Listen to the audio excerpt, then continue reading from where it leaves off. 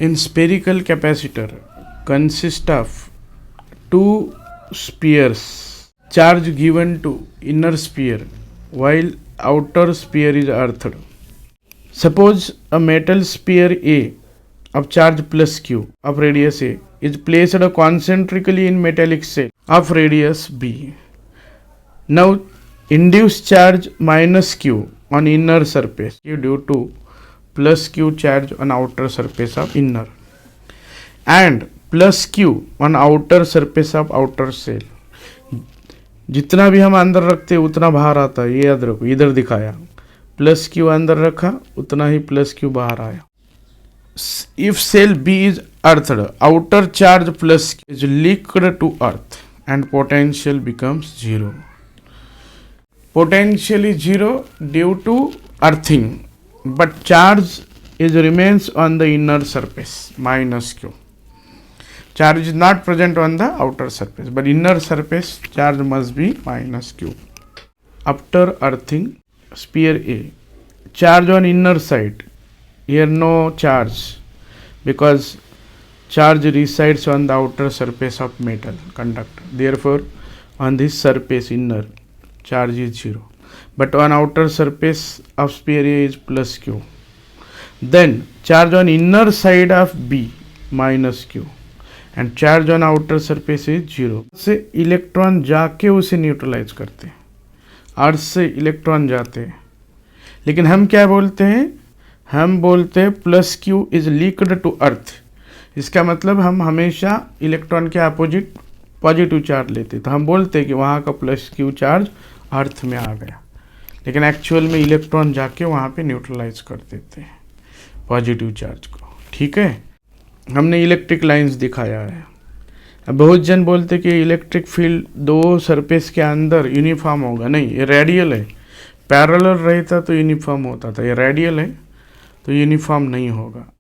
देखो अब हम पोटेंशियल डिफरेंस निकालेंगे, मतलब हमारे को कैपेसिटेंस मिल जाएगा. तब पोटेंशियल डिफरेंस निकालने के लिए मैं क्या करने वाला हूँ, देखो एक गॉसियन सरफेस कंसीडर किया जिसका रेडियस कितना है r, मतलब a से ज़्यादा है और b से कम है. तो बाय गॉस लॉ वहाँ का इंटेंसिटी क्या होगा, देखो by Gauss's law electric field intensity क्या होगा एट डिस्टेंस r. अब बताओ बड़ा, डिस्टेंस r से ये पूरा चार्ज हम कहाँ मानते हैं, चार्ज सेंटर को मानते हैं. किसी भी मेटल स्फीयर से अगर बाहर के पॉइंट को इंटेंसिटी मिलना है तो क्या इंटेंसिटी आएगा बोलो, 1 मैग्नीट्यूड में लेंगे 1/4πε0. टोटल चार्ज सेंटर को मानेंगे q, सेंटर से डिस्टेंस लेना r². अब पोटेंशियल डिफरेंस निकालने के लिए बहुत फेमस फार्मूला यूज करेंगे. कौन सा, delta v equal to minus E dot D R. देखो ये एनसीईआरटी में बहुत फेमस फार्मूला है. अब डेल्टा v अगर हम यहाँ a टू b जाते तो डेल्टा v में V B minus V A मिलता है. लास्ट पॉइंट b हुआ तो क्या मिलेगा हमें, वी बी माइनस वी ए.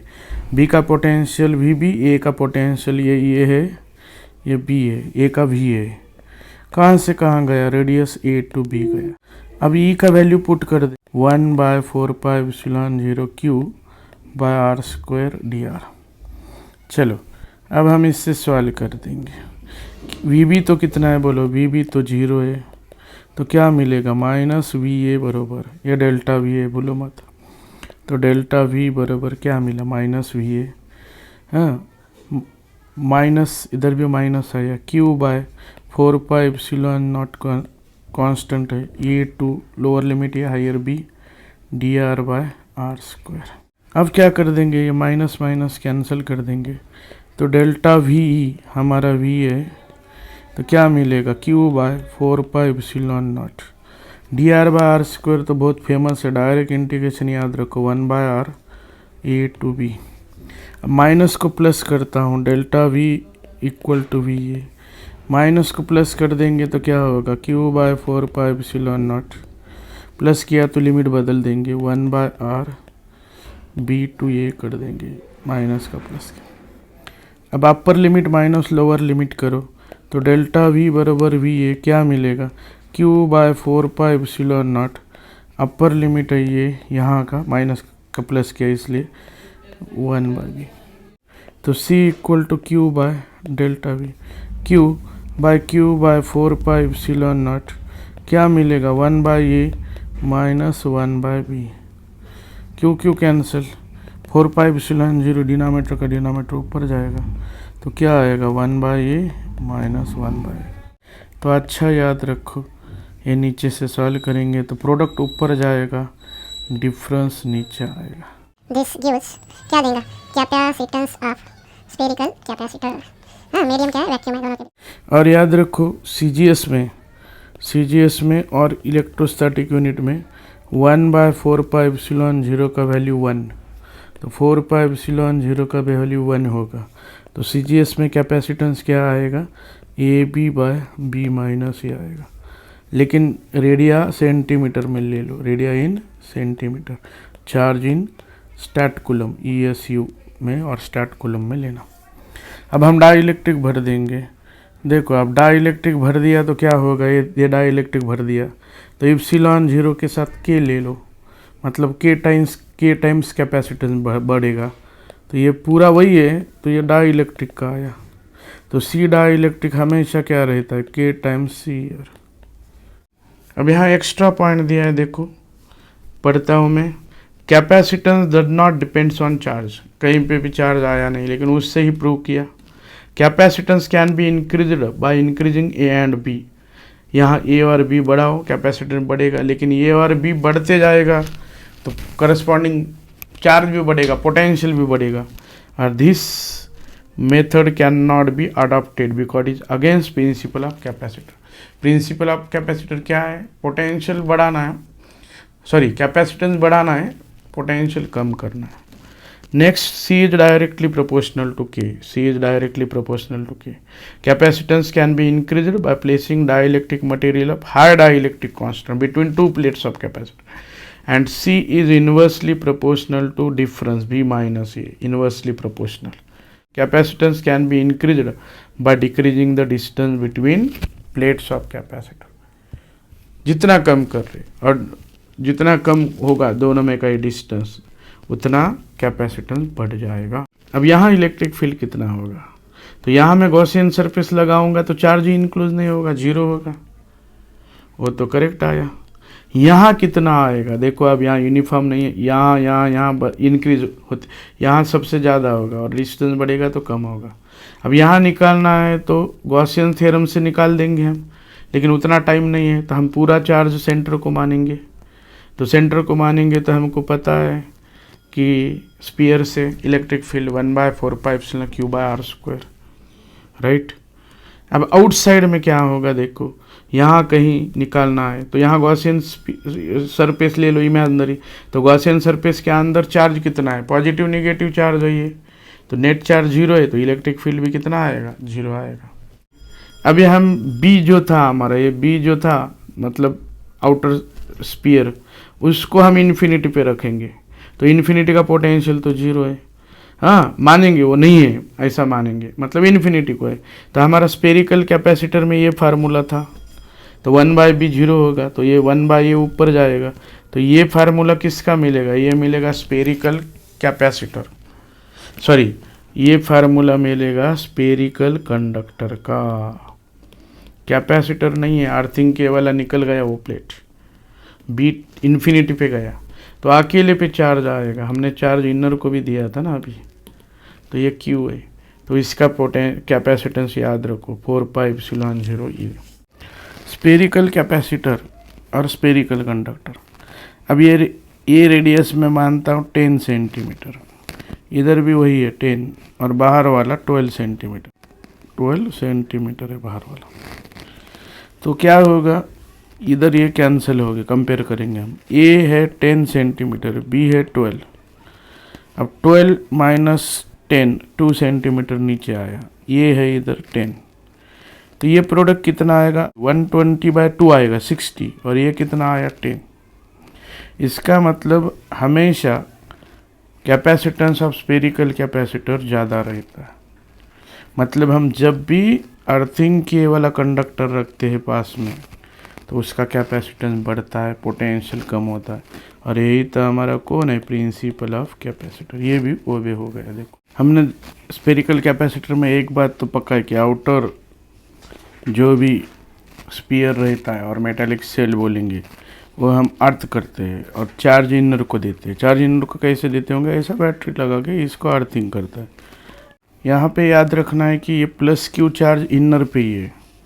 तो तुम बोलेंगे सर यहाँ पे inner surface of outer sphere और आउटर मेटालिक सेल बी पे माइनस क्यू क्यों आएगा, क्योंकि एक बात याद रखो कि जिसको भी हम अर्थ करते हैं उसका पोटेंशियल जीरो होता है, क्योंकि अर्थ का रेडियस बहुत ज़्यादा है और v इक्वल टू 1/4πε/q/r। तो अर्थिंग किया कि उसका पोटेंशियल डायरेक्ट हम जीरो लेते, ये बात याद रखो।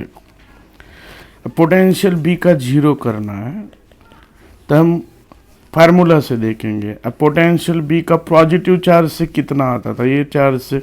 अब इस चार्ज से ये स्पीयर आउटसाइड है तो इस चार्ज को हम सेंटर को लेंगे तो फार्मूला क्या आएगा बताओ। फार्मूला आएगा k कैपिटल Q/B आएगा, क्योंकि आउटर पे निकालना है। और समझो इसको हम थोड़ी देर, ये माइनस क्यू है नहीं है मानेंगे, Q डैश मानेंगे हम। कितना मानेंगे, Q डैश। तो क्या मिलेगा Q डैश से, बोलो प्लस है माइनस है पता नहीं, समझो Q डैश बाय B ही मिलेगा, क्योंकि वहाँ का उसका ही पोटेंशियल है। इक्वल टू क्या लेंगे, जीरो, क्योंकि अर्थिंग किया है। अब इन दोनों को सॉल्व करो। Q/B, K मतलब 1/4πε0 बराबर क्या आया, माइनस KQ'/B। तो K कैंसिल हो गया, B भी कैंसिल हो गया, कैपिटल Q बराबर माइनस, तो Q डैश क्या है, माइनस Q। इसका मतलब ये चार्ज इनर सरफेस पे माइनस Q रहता ही है। अर्थिंग करने के पहले बताया मैंने क्या होता था, ये प्लस Q ये माइनस Q, बाहर प्लस Q आता था, लेकिन अर्थिंग के कारण उसका पोटेंशियल कम होना चाहिए। अर्थिंग का वही तो मतलब है, तो इलेक्ट्रॉन जाके उसे न्यूट्रलाइज कर देते। कब तक इलेक्ट्रॉन जाएंगे, प्लस Q के बराबर अंदर माइनस Q नहीं आएगा तब तक इलेक्ट्रॉन जाते जाएंगे। और हम बोलते कि ये प्लस Q चार्ज अर्थ हो गया, ऐसा बोलते हैं। ठीक है, तो अब हम सेकंड मेथड में क्या करेंगे, अब फार्मूला देखेंगे। फार्मूला वही निकालेंगे, कैपेसिटेंस निकालना है तो पहले डेल्टा V पे चलेंगे, क्योंकि फार्मूला है Q equal to C into delta V। तो C निकालना है तो Q/ΔV से चलना पड़ेगा। अब डेल्टा V मतलब क्या है, पोटेंशियल डिफरेंस बिटवीन A और B का, दोनों स्पीयर का। अब B तो अर्थिंग किया है तो V भी बराबर तो जीरो है, तो डेल्टा V आएगा। अब डेल्टा V बराबर VA, तो पोटेंशियल ऑफ इनर स्पीयर निकालना है, इस स्पीयर का पोटेंशियल निकालना है हमारा इनर। तो क्या कर देंगे, इनर पे निकालना है तो K लेंगे 1/4πε0। उसका चार्ज है Q, खुद का खुद के ऊपर, बाय क्या आएगा ये रेडियस खुद उसका ही लेना पड़ेगा। अब दूसरा चार्ज कौन है, ये माइनस Q है, डायरेक्ट कर देंगे हम, पोटेंशियल माइनस से माइनस KQ/B। अभी देखा कि Q डैश ही माइनस Q है, तो डेल्टा V कितना आएगा, देखो डेल्टा V आएगा KQ 1/A माइनस 1/B। अब डेल्टा V का वैल्यू इधर रख देंगे हम, Q/K मतलब 1/4πε0, Q 1/A माइनस 1/B। तो क्या होगा बताओ, Q कैंसिल हो जाएगा, 4πε0 ऊपर जाएगा, तो वही फार्मूला है हमारा 1/A माइनस 1/B। हाँ, 4πε0 ये ऊपर जाएगा, क्रॉस मल्टीप्लिकेशन करके क्या मिलेगा, AB/B minus. Next problem, capacity of isolated sphere increased n times when it enclosed by earth concentric sphere, ratio of their radii. अब ये एक स्फीयर है जिसका रेडिया कितना है, ये को हम अर्थ स्फीयर में रखेंगे concentric. Capacity of sphere n times बढ़ रहा है, it means this conducting sphere of radius A becomes spherical capacitor। Therefore, its capacitance increase by n times. But what is the capacitance of spherical capacitor? 4 pi epsilon 0 AB product minus difference B minus A into n 4 pi epsilon 0 A. 4 pi epsilon not cancel, then A is also cancel. We get B by B minus A equal to n. Right? Therefore, B minus A by B equal to 1 by n, reciprocal. Therefore, 1 minus A by B equal to 1 by n. Therefore, 1 minus 1 by n equal to A by B. Therefore, n minus 1 by n equal to A by B. But in option n by n minus 1, therefore it must be ratio of B to A, n by n minus 1. The earth considered a charged sphere, volume V, area A, radius R, then its capacitance. Right? Now this is earth sphere, volume charge density. Its volume is 4 by 3 pi r cube. Surface area is 4 pi r square. But capacitance is 4 pi, capacitance of sphere is 4 pi epsilon 0 r. Now calculate R in terms of V and A. Calculate capacitance in terms of A or V. Get V by A बराबर R by 3. Therefore R equal to 3V by A. Put value of R, we get 3V by A, then we get 12 pi epsilon 0 V by A. A spherical capacitor has inner radius 12, outer 13. Outer sphere is earthed. Inner sphere is given a charge. Separation between two spheres is filled by dielectric constant 32. Calculate capacitance of capacitor, potential of inner sphere. Compare the capacitance of this capacitor with sphere of radius 12 cm. 4 pi epsilon 0 K R1 R2 by R2 minus R1. K is 32. 4 pi reciprocal of 4 pi epsilon 9 into 10 denominator में आया, 12 into 13 into minus 4, difference is 1 centimeter minus 2. After calculation we get C equal to 5.5 into 10 to the power minus 9 farad. Then now calculate the potential of inner sphere. Basic formula is Q equal to C into delta V. Delta V is nothing but VA minus VB, but VB is equal to 0. Therefore delta V equal to VA. Right? Delta V equal to Q by C. Q is 2.5 microcoulomb. C is 5.5 into minus 9. After solving we get potential at inner sphere is 4.5 into 10 to the power 2 volt. Then what is the capacitance of sphere having radius 12 centimeter? Formula of capacitance of sphere is 4 pi epsilon 0 A or R1. Put A is 12 centimeter, 12 into minus 2, denominator 9 into 9. After calculate we get 1.33. Capacitance of spherical conductor is 1.33 into minus 11, while capacitance of spherical capacitor is minus 9. Therefore capacitance of spherical capacitor is greater than capacitance of spherical conductor.